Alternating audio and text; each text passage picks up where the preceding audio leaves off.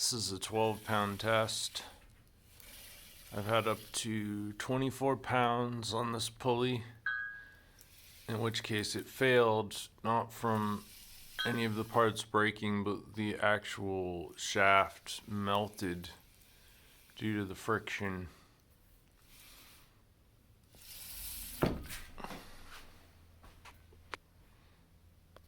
Here's what it looks on the build plate. So let's get it off of there and put it together. So this is so easy to put together, you probably don't need a video, but I'm gonna make one anyway. Now this pulley design, the whole thing was predicated on this piece here, which was just, I was trying to figure out a way to print a pulley wheel without supports. And as most people will know with 3D printing, when you have an overhang like this, it's a little bit difficult to print without supports. And in this case, it probably could have been printed without supports, but I wanted to make it completely without supports. So that meant printing it in this orientation. And then as the design developed, I was like, okay, I want to make this as strong as possible. So I oriented all the parts in accord with the layer lines to prevent structural weakness there. So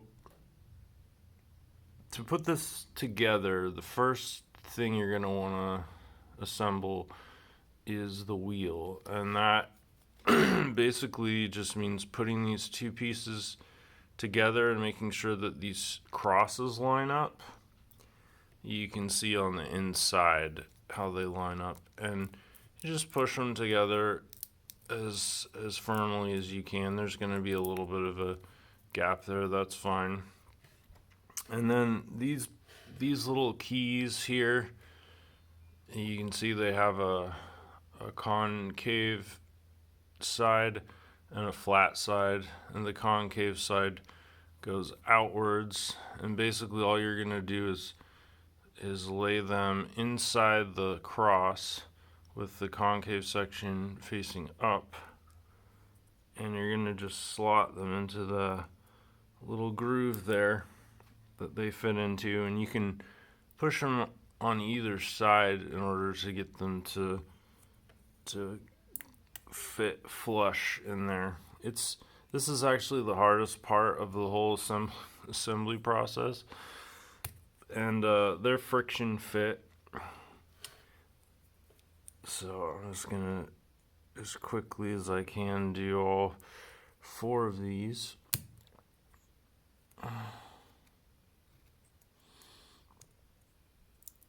And there's 4 of them because that provides a lot more strength. And all these do is make it so the wheel of the pulley can't come apart, because that was the first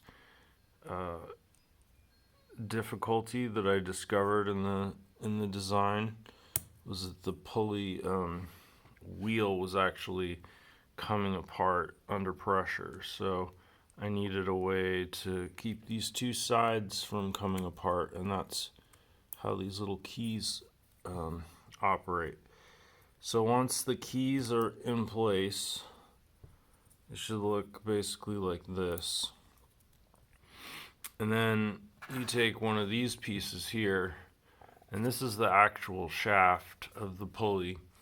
And what you can do is put one side in first, and then just kind of spin it around in order to lock the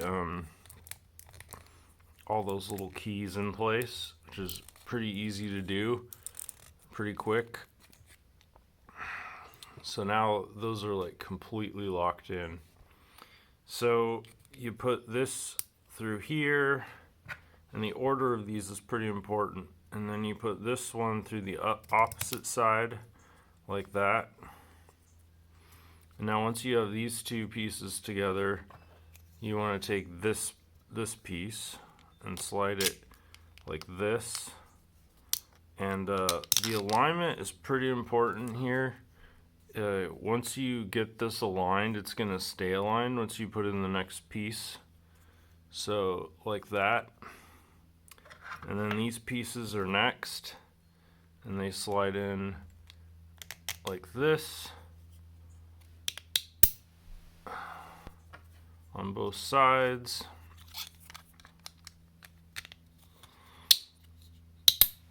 Like so. And then last but not least, the key to the whole thing is the locking rings here. And these just snap in right here. These retainers hold them in place. Like so. And there you go. That's how it works.